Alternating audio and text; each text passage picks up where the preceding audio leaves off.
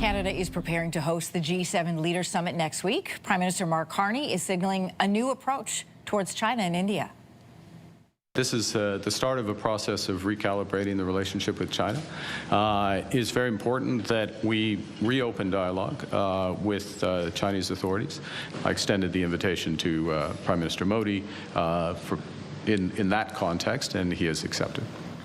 Some experts say deepening ties with China and India is going to be a challenge after years of trade disputes and diplomatic spats, not to mention an RCMP investigation. So for more, we are joined in studio by Christian Leuprecht, professor at Royal Military College of Canada and Queen's University. Great to have you in studio. Thanks for being here. Expanding Canada's trade relationships apart from the United States was a key point of the throne speech that we just recently heard. How does the Canada-U.S. trade war underscore this reaching out to India and to China? Well, I think what we're seeing is that the United States is pivoting in terms of its interests and diverging from where Canada and traditional allies in Europe have been. And so this is not just about Trump. This is a longer-term trajectory where Canada and allies will be more assertive about their own interests. And so this is an opportunity for middle powers such as Canada to think through how they're going to go about this, because they have two options, as all states do. They can either compete or they can cooperate. And for middle powers, because we don't have the political, economic, military resources to compete, ultimately we try to choose to cooperate, and we try not to get caught in spats between superpowers. So China is Canada's second largest trading number. Just to put some, put the trade lens on it, so let's talk about numbers. In 2024, Canada imported $87 billion in goods from China. Canada's exports to China were $30 billion. And in that same year, a public inquiry found that China interfered in Canada's two elections, 2019 and 2021 federal elections. So here's what I'm curious about. How does the Prime Minister balance boosting trade with large partners with safeguarding our democracy?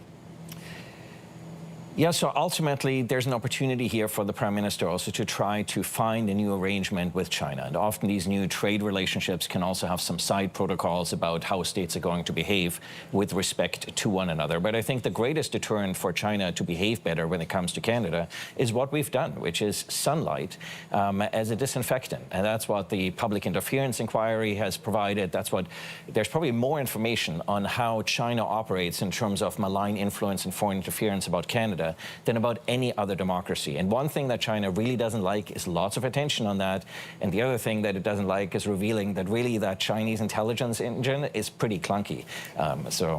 When we're talking about trade and negotiations, a lot of that has to do with relationship, which makes sense to try and improve the relationship. But also in negotiations, you have to give up some ground. What would Canada need to give up to improve relations with India and China? Well, Canada actually has substantial leverage, especially with China, because the agricultural goods that we export to China are very important. If countries such as Australia, the United States, and Canada stopped exporting agricultural goods, people literally within a very short period of time would go hungry. So this idea that sort of only China has leverage over Canada, both sides can play at this, but ultimately this is not how we want to conduct foreign relations. We want to make sure that as a middle power, we convince China to abandon sort of some of its the way it sort of runs roughshod over the international rules-based order and the trade order, and try to convince it that it's in everybody's interest to play by the rules. So what are you watching for in these coming weeks around this recalibrating of a relationship, as the Prime Minister called it? Well, can the Prime Minister reestablish Canada as an honest broker in the world, which is what I think he's trying to do by investing in our military, by investing in foreign affairs, by sending a signal to our allies that we will actually put